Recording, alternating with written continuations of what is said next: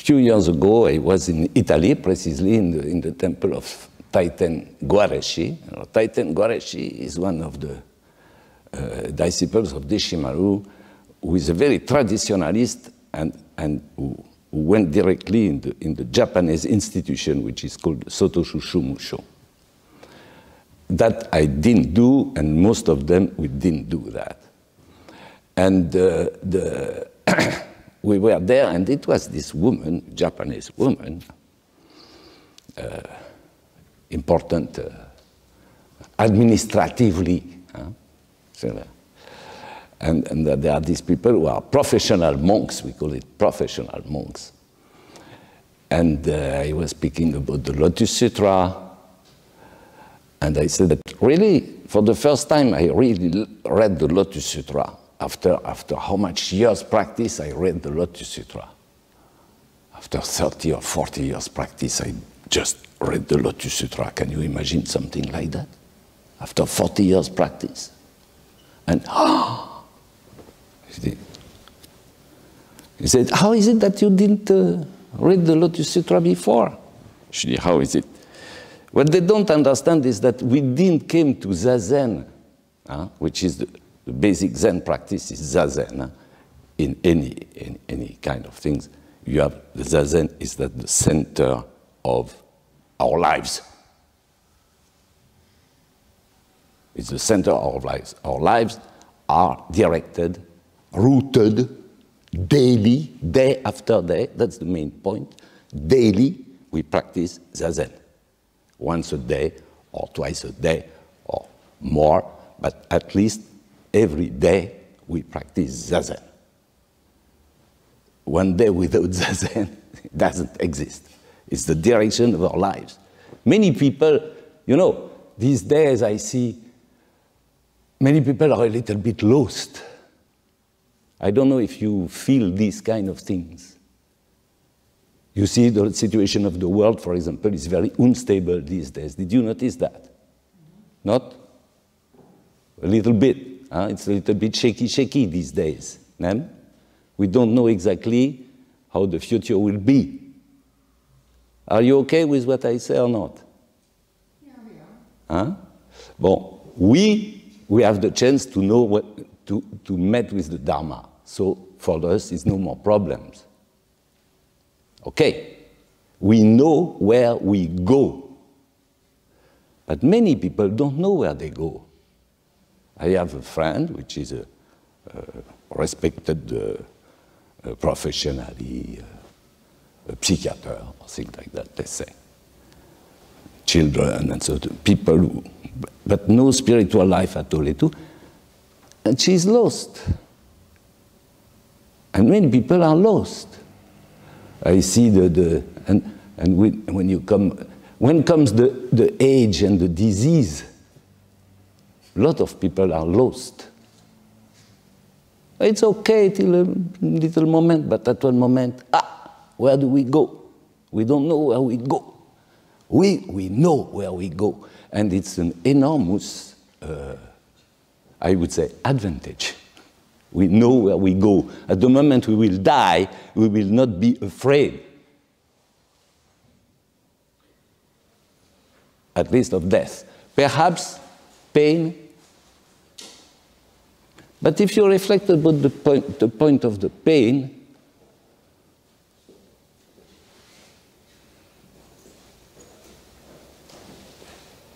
generally you are afraid of the pain before. When we are in the pain, it's no more fear. It's just pain. There's no more fear. The fear of the disease.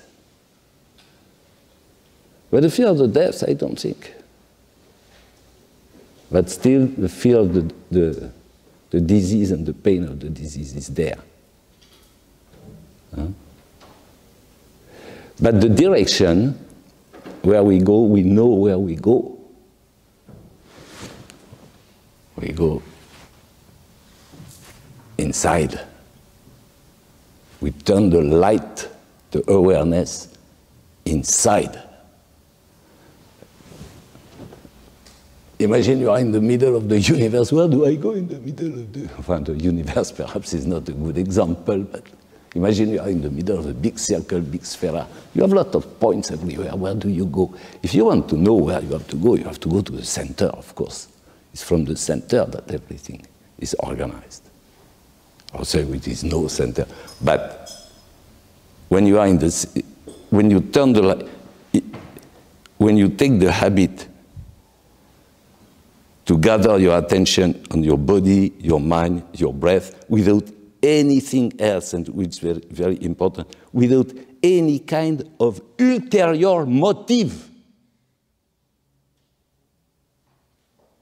Ulterior motive. Because if you have an ulterior motive, you are no longer here and now. It's why the most important teaching in the Zen or in the Zazen is called what we call mushotoku. We say without goal, without object, without intention. All this is non-dualism. But the main point is to reach the point where you practice Zazen only for the sake of Zazen itself. To forget everything. You are just here and now like this. And the more you seek, the less you find. The more you seek, the less you find.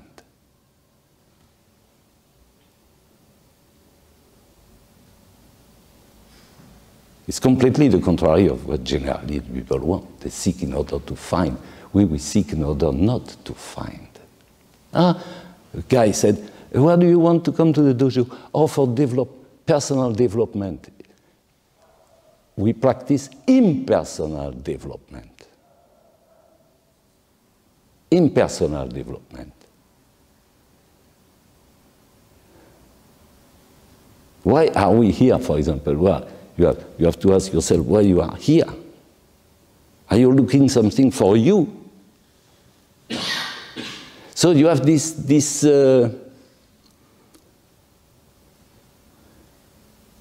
dimension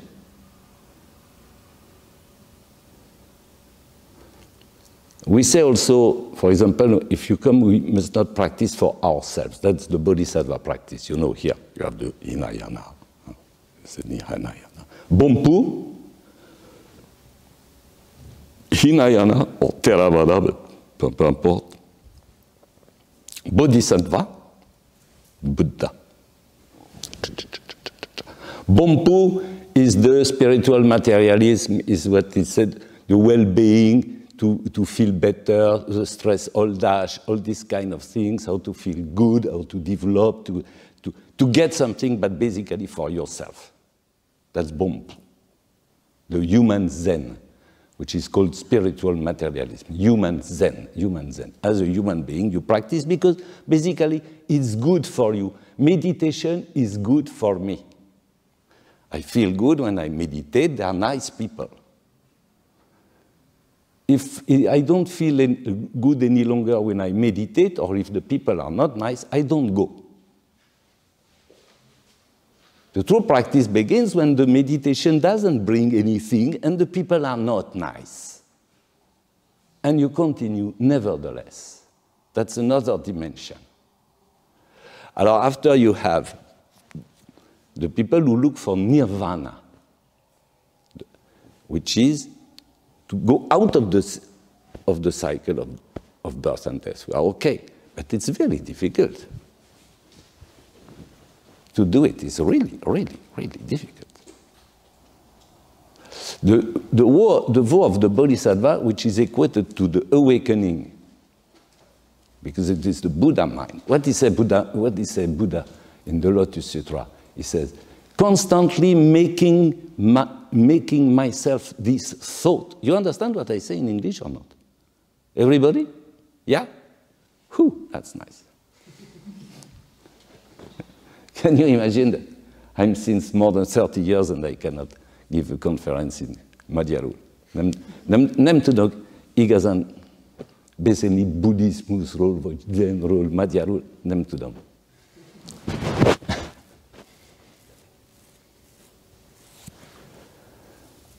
Constantly making my thought, how can I bring all sentient beings quickly to Buddhahood, constantly making my thought. Il dit ça dans le Lotus Sutra. It's the only thing he has in the head. Constantly making my thought. How to bring all sentient beings quickly to Buddhahood.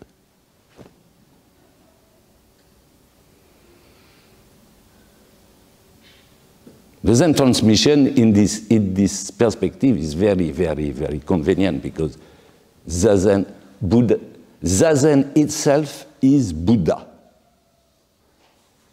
It's what is transmitted. That Zazen itself is Buddha. If you want to know what Buddha is, it is Zazen. That's what is transmitted in our lineage. Zazen is not something in order to become. It's Buddha itself. It's Shusho Ishinyo in Japanese. Practice and enlightenment are one and the same thing. You don't practice little. It's the Zazen itself which is the Buddha. The immediate realization of Anuttara Samyaku Sambodhai. You know what it means, Anuttara Samyaku Sambodhai? Yeah? Non? Vous ne faites pas sanskrit? No. It's the supreme, complete and supreme enlightenment.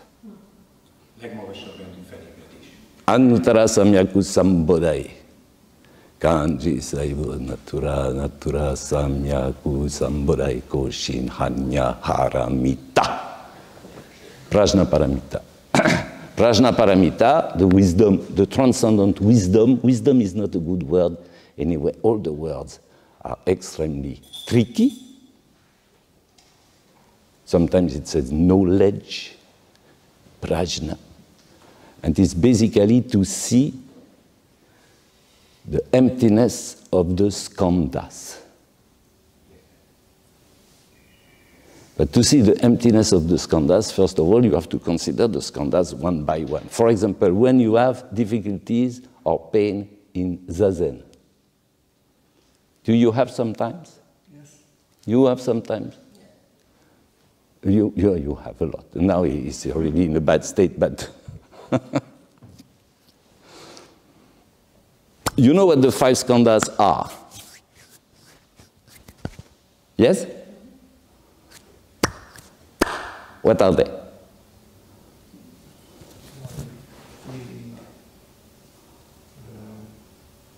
Non, je demande aux étudiants là. I ask to the students.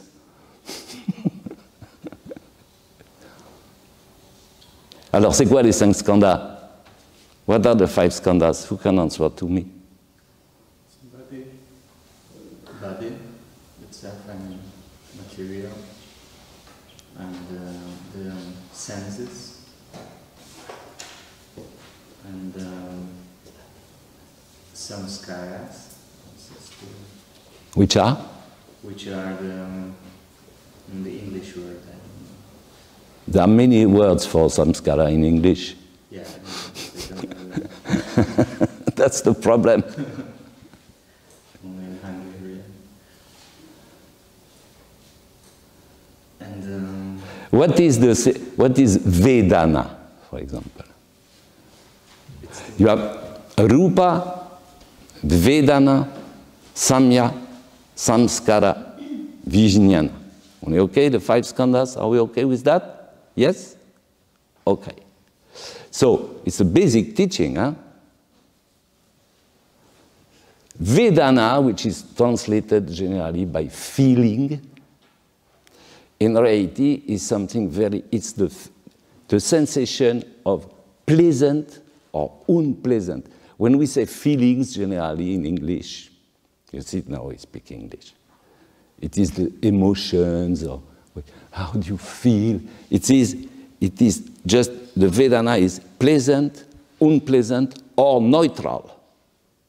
Okay? So when you have a pain, is it pleasant or unpleasant?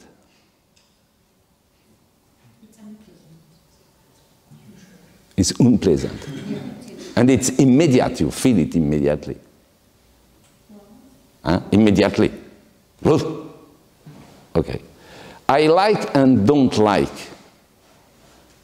Is it the same? as pleasant and unpleasant.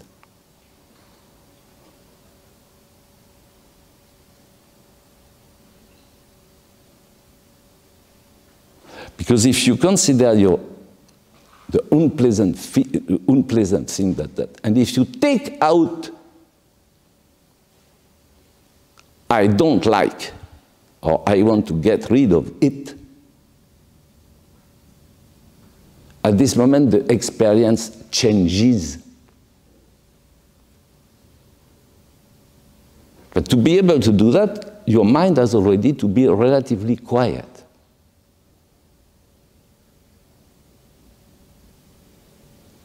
You cannot make this operation when you are full of thoughts. But when your mind is free of concern, you can begin to separate the unpleasant and the I don't like. That's the skandha practice. You begin to explode the phenomena into its different components. What you see, how you react, pleasant or unpleasant, the name you put on it, that is third skandha, the name you put on it. For example, you are sitting and you hear the noise of the sound of a car. Immediately, you recognize it's a car. If you just hear the sound without putting the name, the car, at this moment you are practicing the skandhas. You are separating the things. After, everything which, through this name and this sensation and this experience, come to your memory, for example.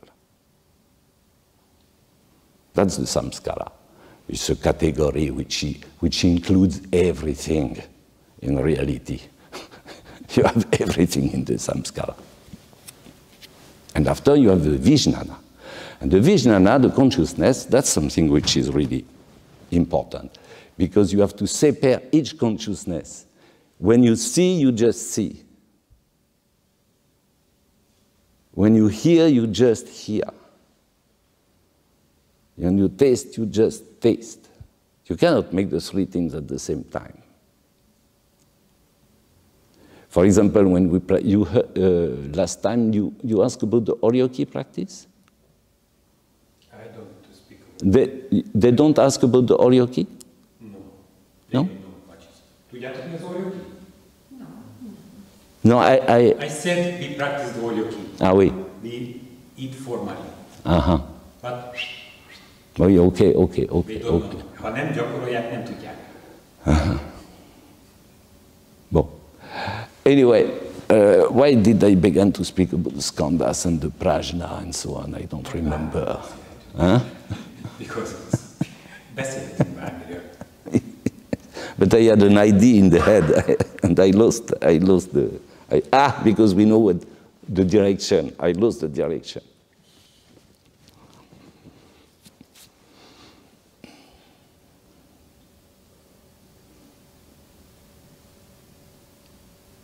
Well, Zazen itself is Buddha.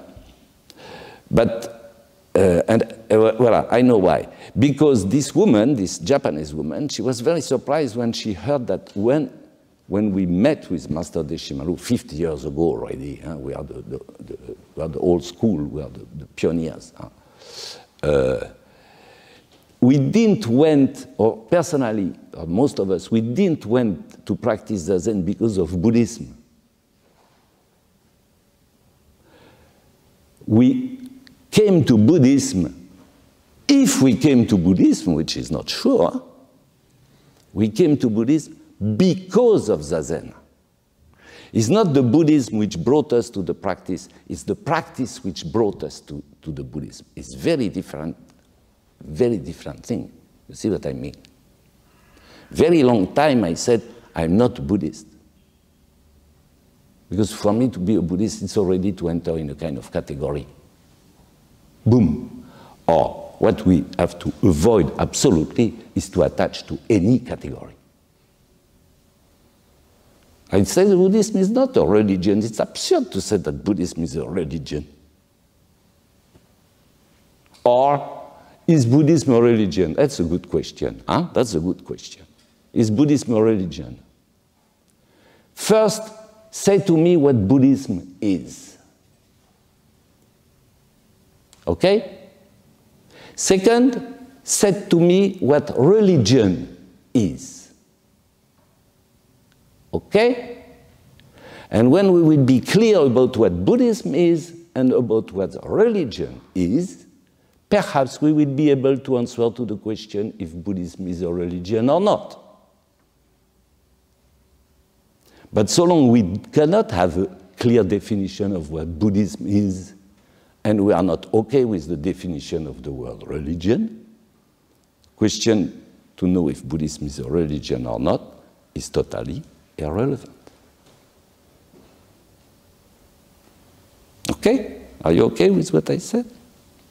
And now if you go a little bit further, you will see that each word that you use in your daily life, you are unable to have the same definition or to know what.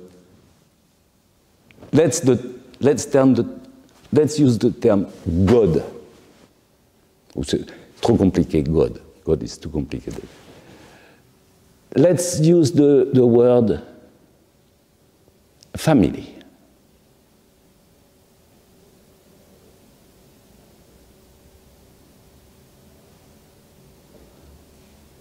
Do you think that what I think about family is the same as what you think about family? Or what Shomyo think about family? Or what anybody think about family? No. Everybody has another meaning in their head. And even doesn't know its own meaning. You even don't know what you say when you say family. Bon, let's take another word. Love.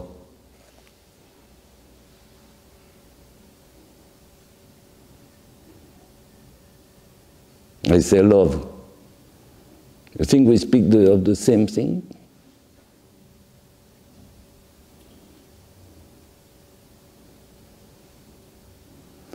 Wife. Husband.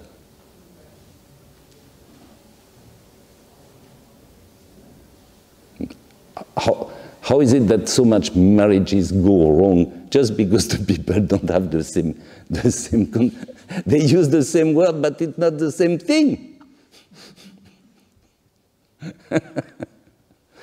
You have different words for the same thing and different things for the same word. Alors after you go and you look the debates on the TV about the people who are speaking about things, how can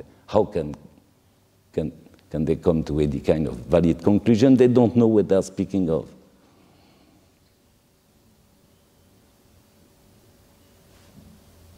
No? If you go deeply, God, religion, Buddha.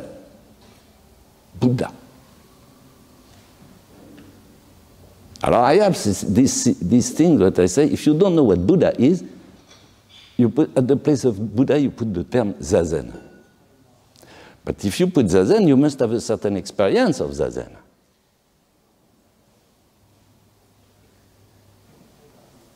Or the more you practice Zazen and the less you know what it is.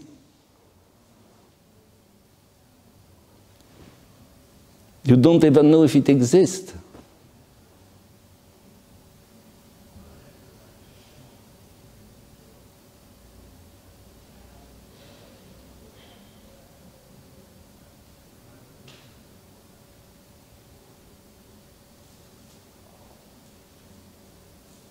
But at the beginning,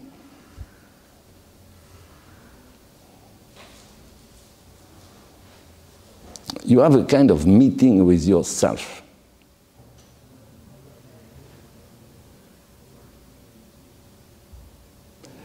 You have to ask yourself why, for example, you are in this school. Why are you studying Buddhism? Or why? Why? What is your...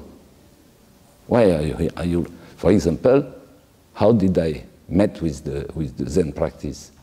Because since I was born, I think, since I was born. I was dealing with religious things, and after I was always looking for something, let's call it the truth or the absolute or something like that. It was always something which was directing my life since I was a little boy. And it brought me in many, many, many things. I wanted to become a priest, and after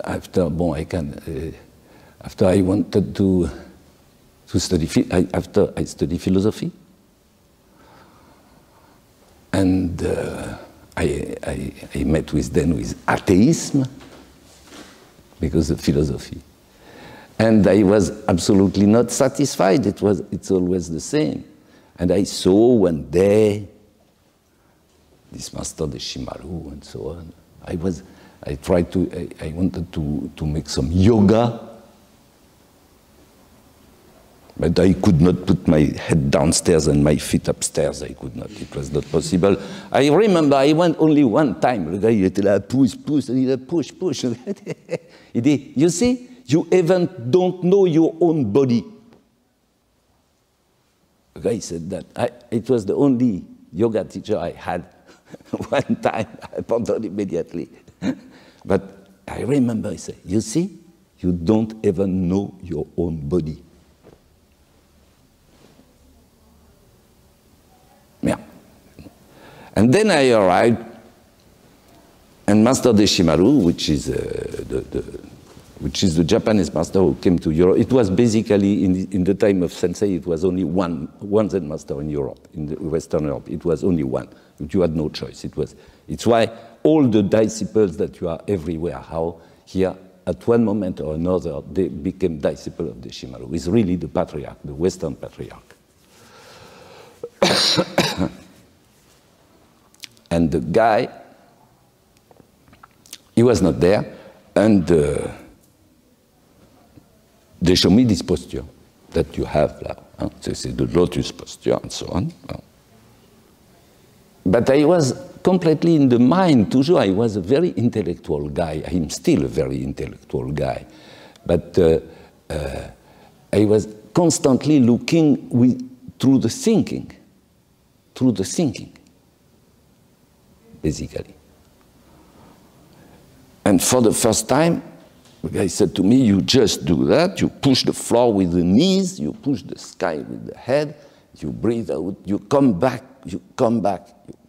constantly to the posture, 10,000 times if necessary, your eyes like this.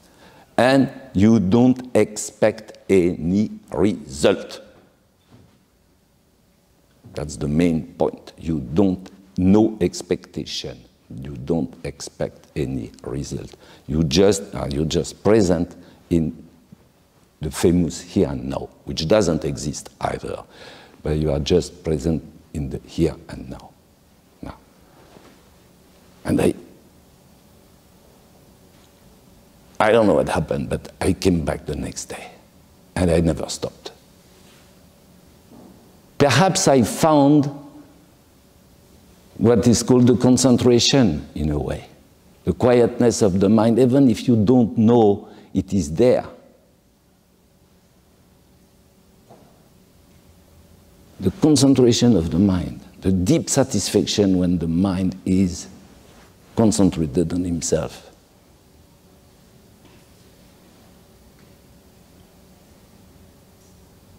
And after, I continue.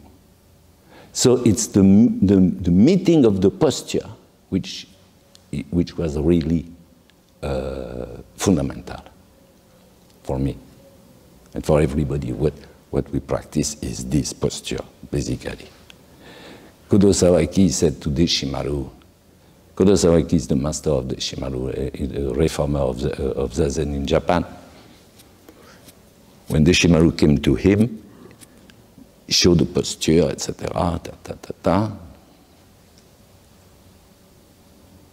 Deshimaru said, I understand. And Kodo Sawaki said to him, it's nothing to understand.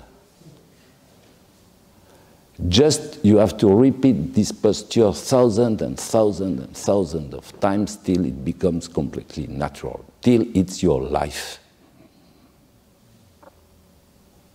till it becomes your life. You don't even know that you are sitting. And after, you will see that nothing is more important than that at the end. Everything is fading around. The deep, deep satisfaction is there. Nothing else can give any satisfaction. A constant, permanent satisfaction is that. You found the way. After, point is, of course, how to bring this to the others. You know, the Buddha Shakyamuni, who after his enlightenment, he stayed 3 weeks or more, and he was really thinking about, oh, what do I do now? He didn't really want to teach. His Indra or Brahma, I don't know what, who came and said, oh, you cannot do like this. You have to help sentient beings and so on. And then he began to teach. But this wisdom that you acquire through Zazen, because of letting pass, because of not attaching to anything, because realizing what you really are, which is an emptiness, which means a totality of the possibilities. That's what is called your true nature. And that is realized in the Zen. Practice realization. You practice, but you realize. You realize what? You realize the Buddha state. And so it's not something which is inattainable after all. But now, which is important to see, is that Zazen is Buddha. It doesn't mean that you are Buddha. It's Zazen which is Buddha. And of course the difficulty is what are you when you are not in Zazen? And then you come into consideration of the sudden and the gradual. The enlightenment is sudden, but the practice is gradual. You have to eliminate, to get rid of all the obstacles which hinders you to practice, which attracts you, increase your illusions, or increase the things like that. And you see that it's not so easy. So in the Zen practice is not just to sit Zazen, it is to practice with the Sangha, it is to practice, that's the true practice. Even outside of a monastery. In a monastery, it's of course extremely easy. But when you have a daily life, for example, a family life, or a job, you have to work because you have to. How do you do? And nevertheless, every day you begin to practice. That's the real practice. And then you have really to see what is the most important for you in the life.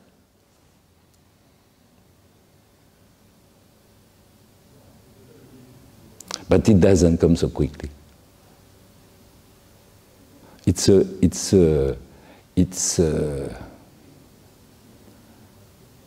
hard.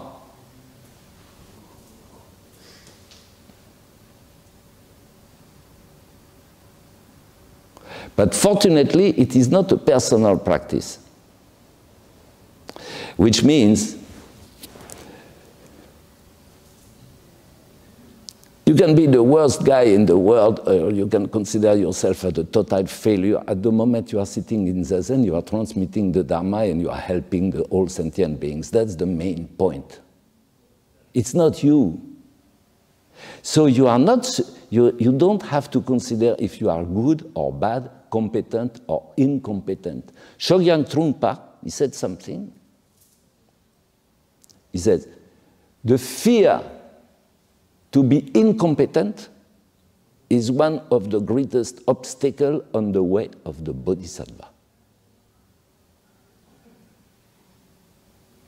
On the other hand, you have stories. One story which impressed me very much is an old monk which perhaps he has already Alzheimer, or the guy is completely stupid. You had people who were. You are all kind of people in the Sangha of the Buddha Shakyamuni. You know, the Sangha we know the best is the Sangha of Shakyamuni Buddha. You have a lot of references about all the disciples who were there, where they were born, their names, everything, what they did. We know perfectly everything that happened in the Sangha of Shakyamuni Buddha. And you have a lot of different people there. First of all his family was there. He took everybody with. The men first, the women after. Thanks to Ananda. There are stories which are interesting about about Shakyamuni, the Sangha of Shakyamuni. At one moment, the guy, all the Shakya clan became disciple of Shakyamuni. You heard about Devadatta, I imagine. Devadatta, you know? Huh? It was the Shakya clan. It was the stepbrother or the cousin, or I don't know what, the guy who wanted to assassinate the Buddha. Devadatta, well, the bad guy. So at one moment, the whole clan decided to join Shakyamuni, and at this moment he asked, they were noble people, kshatriyas. At this moment he gave the ordination of monk to one of the guys who came with him and who was basically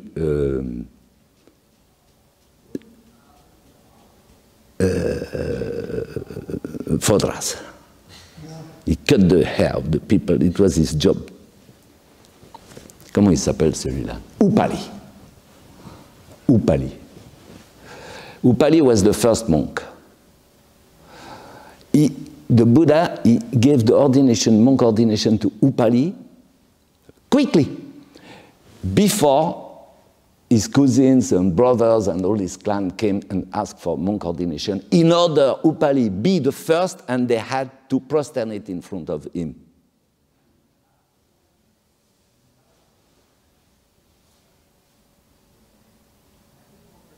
And the guy, he was not Kshatriya, he was, you know, you see the mind of the, you will be monk, so the guys, they will be obliged, they will pass after you. Intéressant ça. Bon, alors you had a lot of different people, and you had a lot guys who were. It was a guy who was unable to remember a verse. If he heard the two first words of the verse, he could not remember the two last ones. And if he had the two last ones, he could not remember the two first ones. The guy was very limited intellectually or mentally. Let's say he was mentally perhaps retarded or handicapped. And all the guys were making fun of him, of course. And he began one of the 10 great disciples, because the guy said, you will just clean the shoes the whole day. And you will say, I clean the shoes, I clean my mind. I clean the shoes, I clean my mind.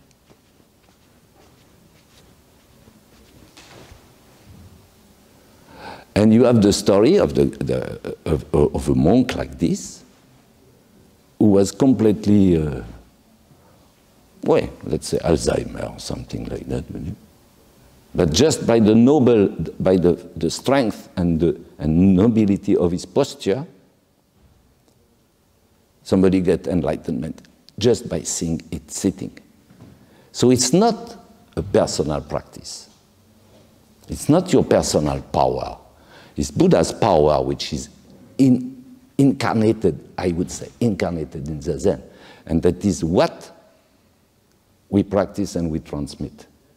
But for this, you have to abandon yourself totally to the practice. Not to try to get anything for yourself. Of course, you will receive a lot of things. But it's not the goal of it's not for that you have to practice. But before to arrive there, you are full of illusions and desires, and things that you think it should be like this or it should be like that. So we can say that the life of practice is a life where your illusions disappear one after the other, and especially the illusions about the practice itself.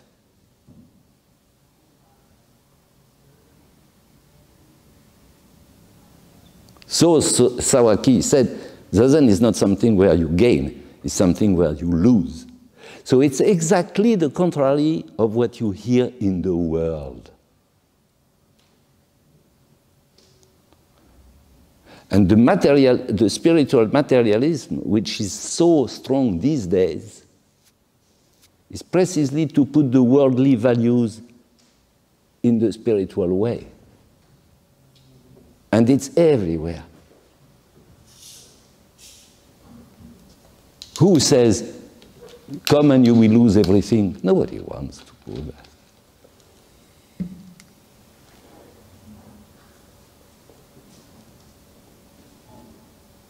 So it's not very, very attractive.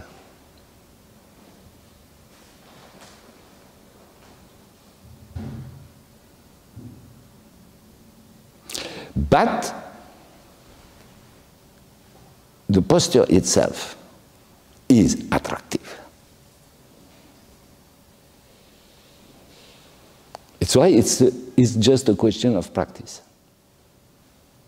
Without practice, nothing. Chara Sensei, for example, he said to me, when he arrived and he began to speak with me and so on, he said, the first thing you will do, it is you will stop to read 10 years, because I was always with book. I was reading even in the street, or in the metro. Always learning things. The first thing you stop. You just come to Zazen, you hear the teaching and so on. And I did it. Perhaps not 10 years, because when he died when? In 81? When did he die? I don't remember. And after, no, because after his death, I continued to. But when I began to teach myself, which was around 88, 89, something like that. And I begin then to study a little bit, to read Buddhist texts or things like that I never did before, because it was just, I was just sitting and hearing the teaching in the dojo, sitting, hearing the teaching in the dojo. When I began to go on the written word, I noticed that I knew already everything. And you will notice something that if you read a book about spirituality, if you read one, you read them all. It's always the same thing, which is repeated constantly. Always the same.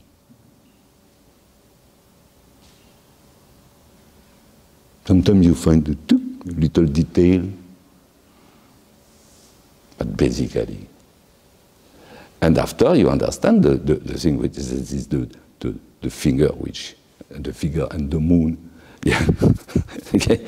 Don't confuse the finger for the moon. It's written in the book. Don't confuse the finger with the moon.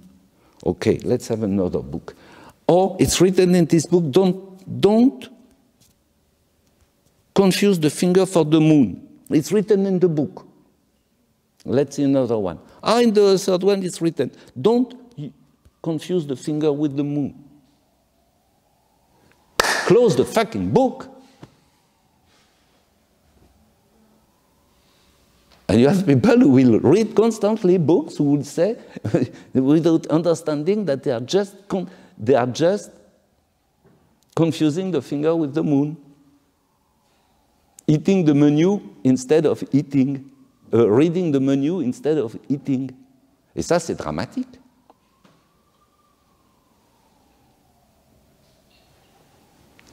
Obaku, he says something. Il dit, the teaching of the Buddha are, l'enseignement du Bouddha est comme une série infinie de chaînes. The teaching of the Buddha is like an infinite series of golden chains. When you begin, you never see the end. But once you touch his mind, you are at home forever.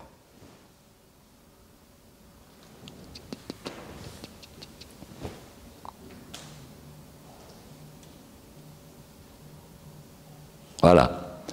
Do you have some questions?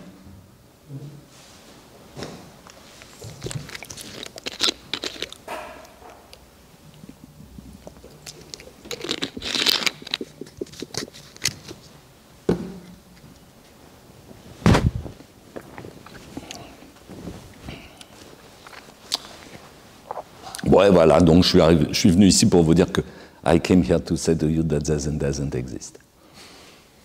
The day you really, and experiential realization, the experiential realization, you read it, but it, you know, you read fire, it doesn't burn your mouth. You say fire, it doesn't burn your mouth. It's not the true fire. If you say fire, it doesn't burn your mouth, okay?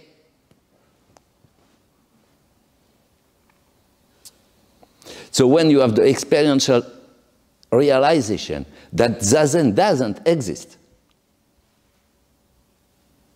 or that you can even not find your own body,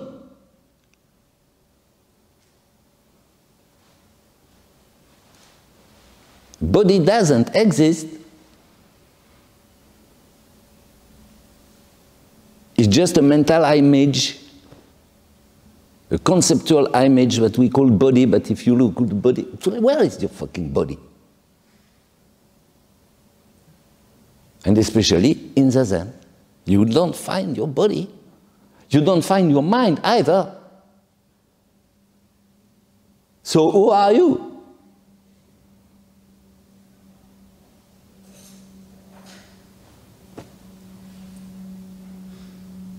Alors we can say, but Zazen is completely, it's just foolishness, it's a craziness, but it's really what you are. Because you have nothing else than your body and mind. You have nothing else. It's you. You take everything out and it's just that, and you don't find it.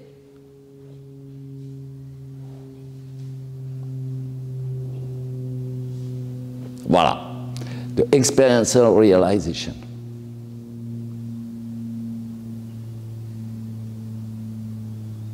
So I'm very proud of myself that to be able to say after 50 years that Zazen doesn't exist. It took me a long time. But now I'm sure that, you know, it is like Picasso.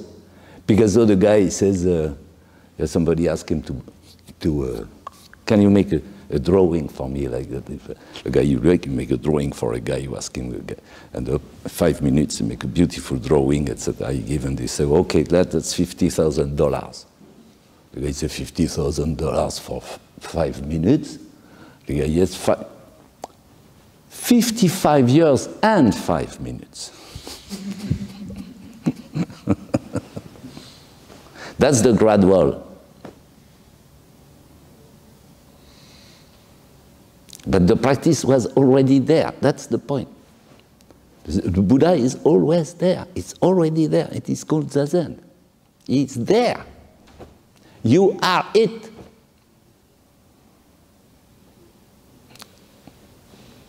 Oh, you are it. Even if, but when the Buddha is the true Buddha, is not necessarily conscious of it, and very often not at all. So after, you have the vow of the Bodhisattva, of course, which is essential. The vow of the Bodhisattva is to save all sentient beings before you arrive yourself to the perfect enlightenment. Life after life. Life after life. You don't need to be afraid of failure or success because it's life after life. And anyway, it's not you. So, which is very important is to get rid of two things.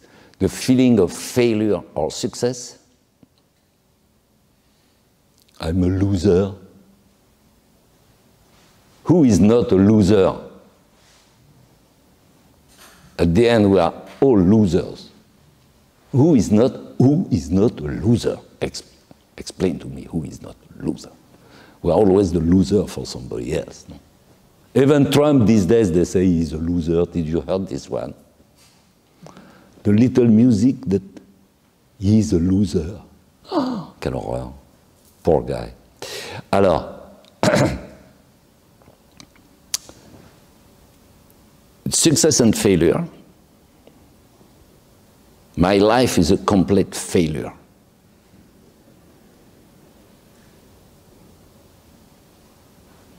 One day, I said that to Baker Rashi, you know Baker Rashi. I was sitting in the garden of the temple with him, and you said, you know, I said to Guy, do you know Rashi, really, I said to you, my life is a complete failure. It was not so long time ago, my life is a complete failure. Oh, he was so happy to hear that. He went to repeat, hey, you know what Myoken Rashi said? Myoken Rashi said, his life is a complete failure. Ha, ha, ha, okay. And after, Rosenblum, which is another successor of Baker, he said to me, Myoken Rashi, because it's my name there, Myoken Rashi. Since you said your life is a complete failure, you are untouchable.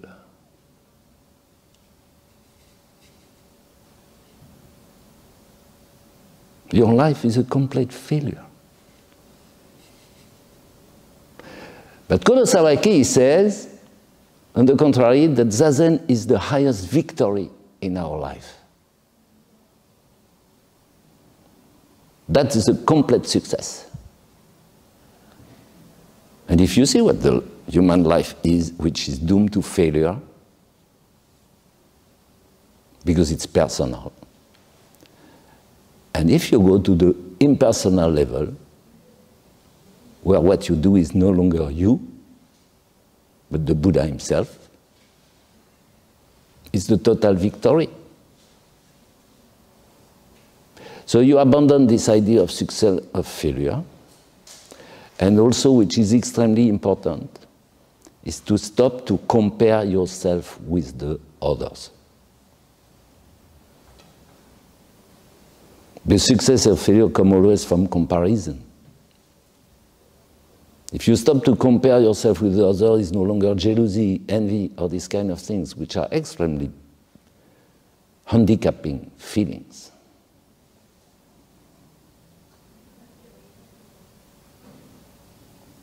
But to arrive to a point where, to this state where you don't need to, to compare yourself to anybody, you are completely, you are even no longer there. And that's Zazen, that's the true Zazen. And you have this treasury there, it's there. Even your mind is all, even if you are, if you turn your light inside, if you take the habit to turn your light inside, you will see that your mind is in reality at the bottom, always quiet.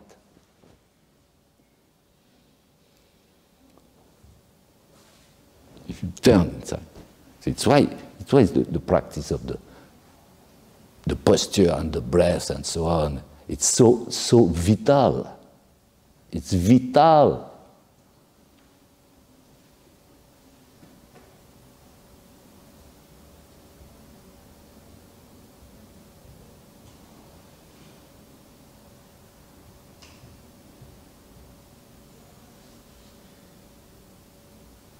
For example, if you think you are crazy,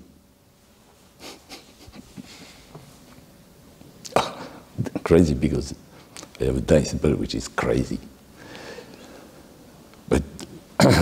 or you think you think you feel bad, for example. I am feeling bad, I don't feel good.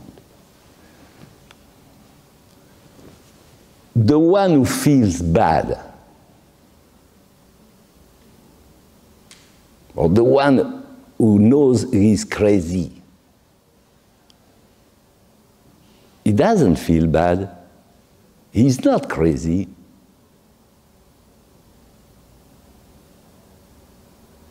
If you feel you are crazy, you are not. You could not feel you are crazy if you really would be crazy.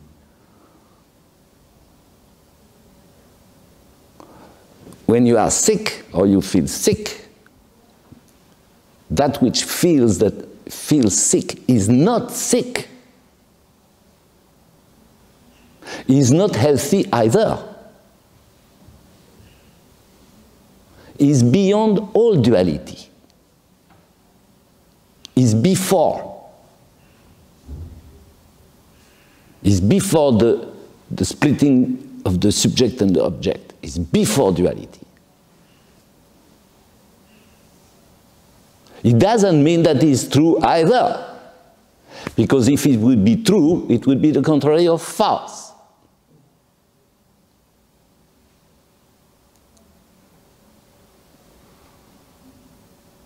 So you must ever not attach to the Buddha.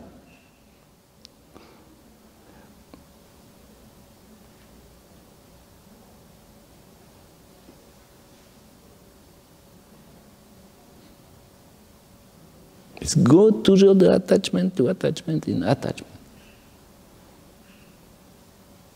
At one moment you have to detach.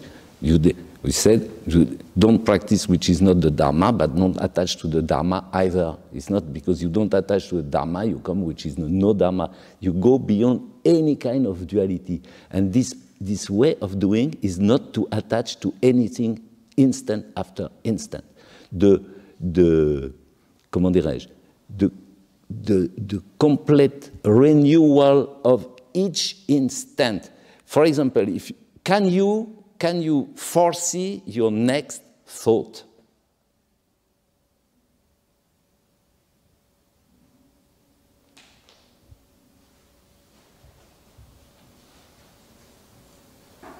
The thoughts which appears like this, you know, Juve. What will be the next one? You don't know. You don't know. So if you stay in this, where the thought didn't appear yet,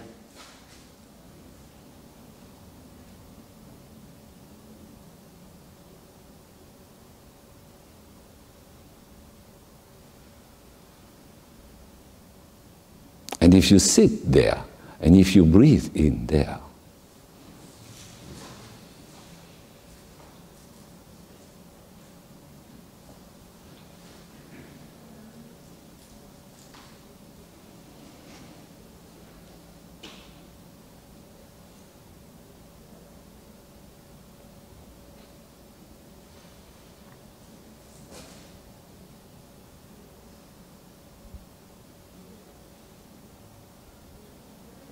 now, all this is the innumerable merits of Zazen. Sensei said that to us. Les mérites de Zazen, the merits of Zazen are innumerable, but you must not look for them. But they are innumerable. They are innumerable and they appear at each instant and they leave no traces. No accumulation. Don't try to accumulate anything. Don't try to grasp. That's the attitude of the mind. Of course, after, during the day, you will fall down in your but you know, you have this treasure, you know.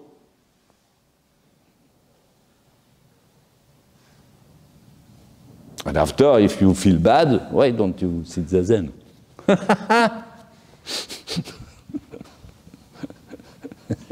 And then you can see that most of the people are purely and simply masochists. Like to suffer, because we don't know, we know only that. J'aurais dit, you know, you have in the 13th century, which is called the Kamakura period in Japan, you have three great reformers. You have Dogen Zenji, Dogen, the founder of the Soto lineage, who brought the Zen from China. You have Nichiren, and you have Shinran. Ah, Shinran.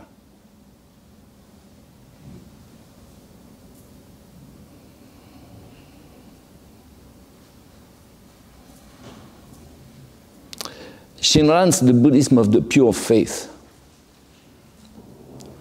Shinran is based on the story of the Buddha Amida. The Buddha Amida is a bodhisattva who one day received the prediction of I don't know which Buddha, who said to him, you see, at one moment or another, you will become a Buddha. It's that you receive the prediction,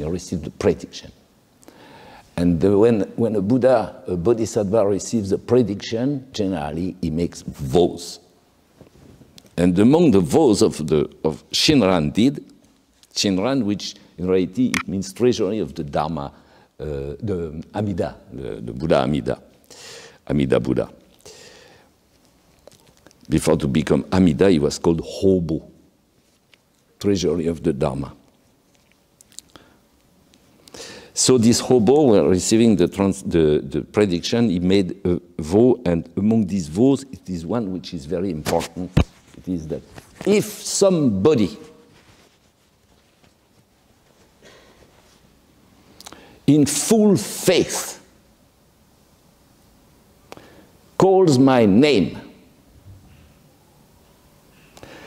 and if this guy which in full faith called my name, if he is not reborn in my paradise, I don't want to become Buddha.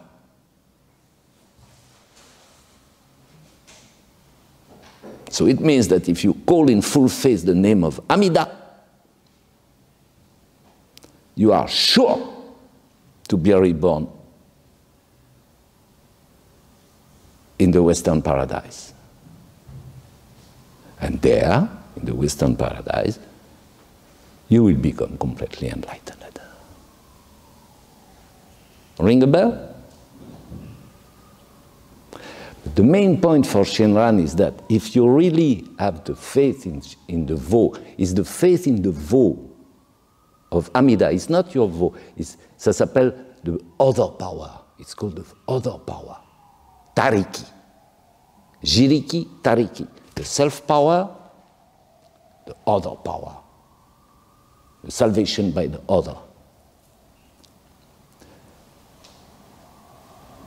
If you must have the pure faith, it means that you call the name, or you repeat the name, but you call the name, but you don't do anything else. Because if you try to make by yourself anything else, it means you don't have faith in the vow of Amida, and it will not work. So you have to abandon yourself totally.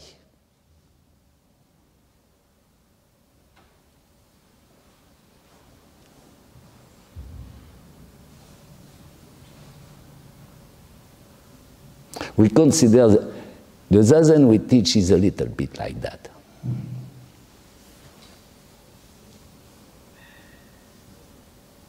We abandon ourselves totally to the power of Zazen.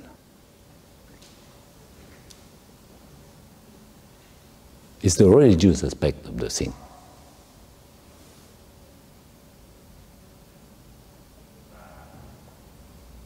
But this total abandonment, you know, you do nothing. If you do something else, if you want to help, no, you abandon yourself.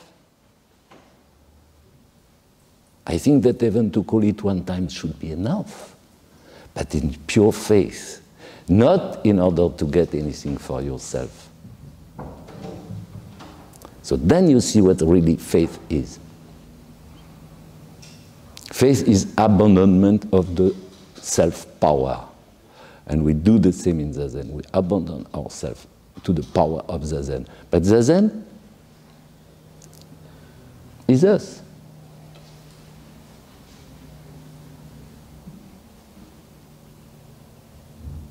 So at this moment, you have a kind of a dissolution of the difference between the other and the self. Very often you hear abandoning the self and other distinction. You heard that.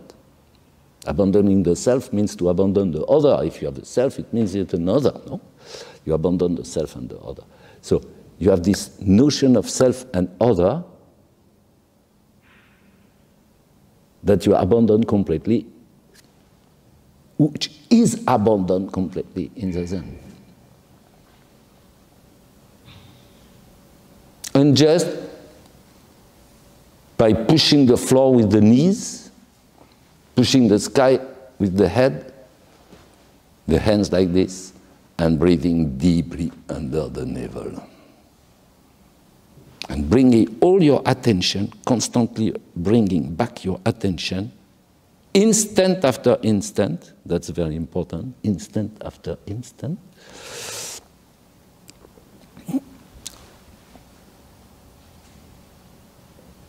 in the posture, in the Buddha's posture. It's the Buddha's posture, it's the Buddha.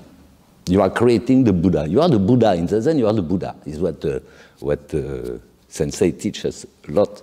You are the Buddha. Oh, how is it possible to think something like that? No, no, you are. If you don't follow your personal ideas, if you don't follow your own agenda, if you just sit for sitting, if your mind is free of any kind of concern, if you sit in the mirror consciousness, you are the Buddha.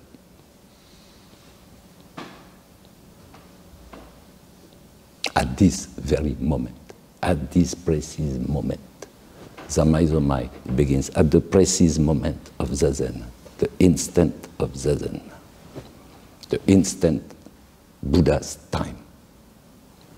It's not something you read in books. In books you can read that, yes, do that. That's the moon. We are just the finger. Okay? Now, thank you for your attention.